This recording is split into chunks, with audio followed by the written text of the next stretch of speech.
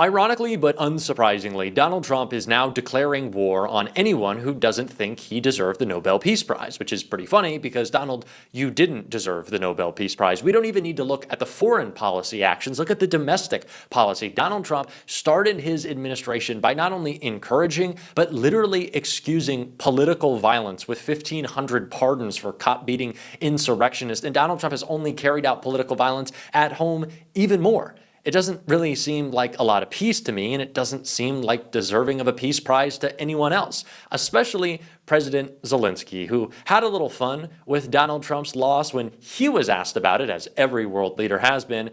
And oh yeah, Donald Trump is not very happy. We're going to get into it all, but before we do, if I could quickly ask you to leave a like on this video, and if you haven't already and you enjoy our channel, to hit that subscribe button because it goes a long way in supporting our work. Now, before we get into what Zelenskyy said that has Donald Trump so upset, I want to start with how Donald Trump responded to losing the Nobel Peace Prize, of course, making it about himself. The person who actually got the Nobel Prize called me and said, I'm accepting this in honor of you because you really deserved it. A very nice thing to do.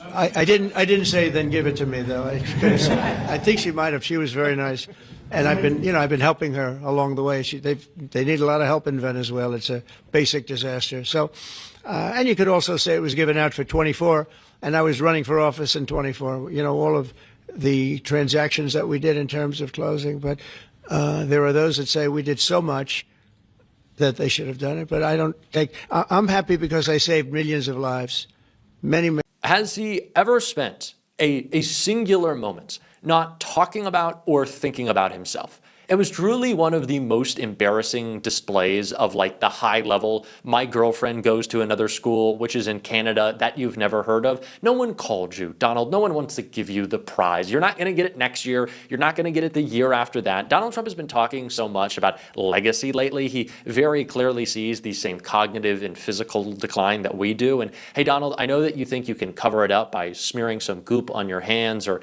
trying to hide the fact that your brain doesn't work anymore, but a Nobel Peace Prize, that's not going to get you to heaven like you'd like.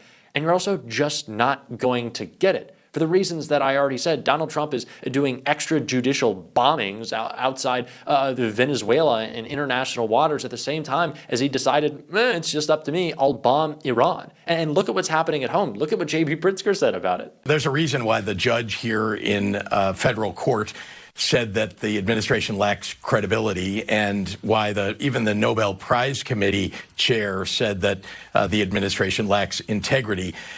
This administration, led by a 34-time convicted felon, is threatening to jail people that are their political opponents. They're making things up to go after people. We're seeing it day in and day out. And the fact that he's made a threat against me, I'm not afraid. I'm going to stand up for the people of my state. And we've got to all stand together because there is truly unconstitutional actions that are coming out of this administration, coming at the states and the people of the United States. And all of us, Democrats and Republicans, need to speak out about it. There is no peace that Donald Trump has brought. He's just brought a lot of pieces of shit to the White House. Donald Trump's administration is also full of people who are carrying out his attacks on our communities. Again, just because Donald Trump wants to claim that he ended a bunch of wars with countries he can't name for reasons he doesn't understand doesn't mean he's deserving of a prize that he doesn't deserve. Also, let's talk about this deal in the Middle East, hopefully a ceasefire agreement that will stay. Donald Trump took no part in that. I guarantee you, this man has pudding coming out of his ears. Do not let him take credit. Only make sure that people feel the pressure that we continue to put on this administration to hold that ceasefire agreement, because that's what matters. Not Donald Trump's fake victory lap, actually holding it. And actually applying pressure is the reason President Zelenskyy was mocking Donald Trump in this clip right here. I also want to ask about the Nobel Peace Prize. You have personally witnessed President Trump's commitment to brokering peace across the world. You've seen the kind of pressure that he applies to get it done. Sometimes you've been on the receiving end of that pressure. This year's Nobel Peace Prize went to Venezuela's opposition leader. What was your reaction to that? Do you think that President Trump should be nominated next year? Would you do it? I think that we will be very happy to nominate President Trump next year, Nobel Prize. if he will, because only him for today, only him can. So if he will pressure and stop Putin, if he will put Putin at the table of dialogue, negotiations, if President Trump will stop these killings, and I think that ceasefire, sometimes we understand that ceasefire is not, it's not really finishing the war, but between us, we understand that ceasefire, this is the biggest step to the final, to finish the war. But if he will do it, I hope so, and God bless that he can do it. Of course, in this case, we will nominate him, and we will be proud to congratulate him. Wonderful.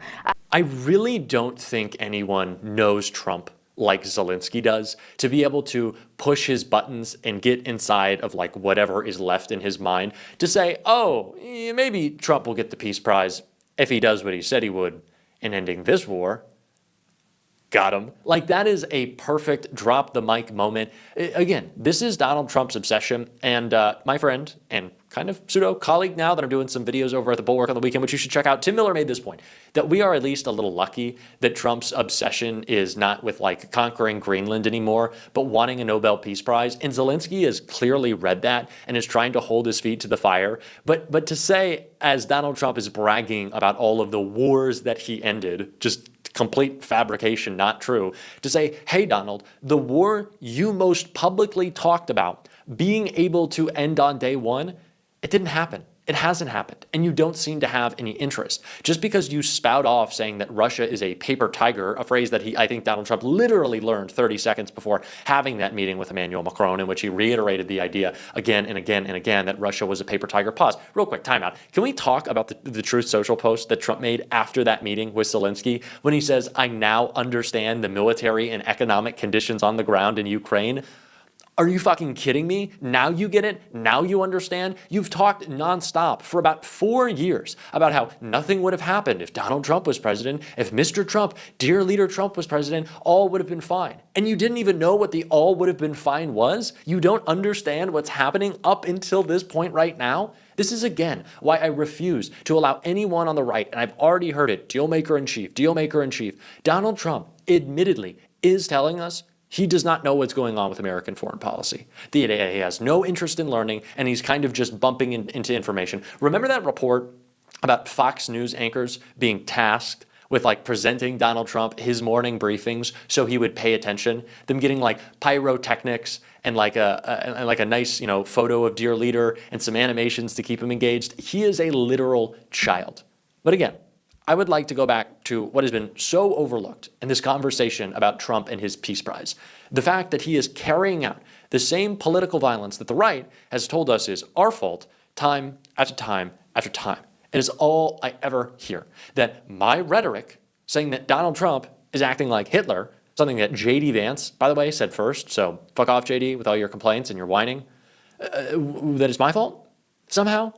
That me saying that Charlie Kirk, what did he do for a living? Let me think. He harassed and attacked black women, said that they weren't smart enough to earn their jobs, said that you should be worried if they're working for you, they're working with you, if they're around you, that was kind of his whole shtick, sending his followers, his goons to harass HBCUs. That was the legacy. And you're saying me pointing that out is worse than Donald Trump ripping families apart? Sending his mass thugs, who were former Proud Boys and Oath Keepers, by the way, to disrupt communities? My words, my truth, let's be real, is worse than that? Yeah, I don't think so. Because the intimidation is clear. The objective is clear. And Rachel Maddow made it pretty clear right here. Just to name a few. If he continues down this list with these charges, how does this end? I'd turn it back around, actually. I'm interested to know your answer to this, Rev, because, I mean, you've seen government retribution in action in a lot of different ways over the course of your career. And I'm interested to hear what you say. I mean, I think that the most obvious answer is probably the real one, which is that they want to make it either illegal or terrifying to oppose him. Right. And so they're putting heads on pikes. and putting those pikes up at the edge of the, at the gates to the city to say it's not possible to criticize, let alone oppose this president. If you do, look what we're going to do to you and your family and your career and your livelihood and your reputation. And I think that's all it is. And I think that they don't have anybody holding them back, and so they're going to do it as long as they can and as much as they can. What do you think? I agree. I think they will do it as long as they can until they realize that it backfires and they're really creating martyrs. I think that they will end up making people like Tish James and others much more powerful and influential than they thought they were. Because every time I've seen them do this in the past, me growing up in the civil rights movement, they ended up making people more significant than they thought they were reducing. But it costs people to do it. It's not a walk through the garden for those that are targeted, and I've been there. It's something you have to be strong enough, and as Tish James said, fearless, but you have to know at the end of it is going to end up helping the cause that you stand for. I was struck by the fact that I saw a headline about this. I haven't looked into it myself, but I have seen it reported that Tish James had never had a fundraising day in her life in public office like she did when Trump indicted her. I want to close with this on the Zelenskyy of it all. And again, masterful gambit, sir. Just incredible playing on Trump. I think that we have to point out the fact that Melania Trump, it seems like, is the only person who is a successful negotiator with Putin because she was able to free 8 children who were living in Russia, who were being held by the Russians, and get them back to their families, right? 5 of those children had been separated at the border. Melania is lauding this as a huge accomplishment. So is Trump. So is all the right. Great job, Melania.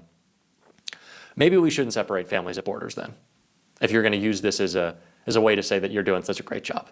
Maybe we acknowledge that. Maybe we make that clear.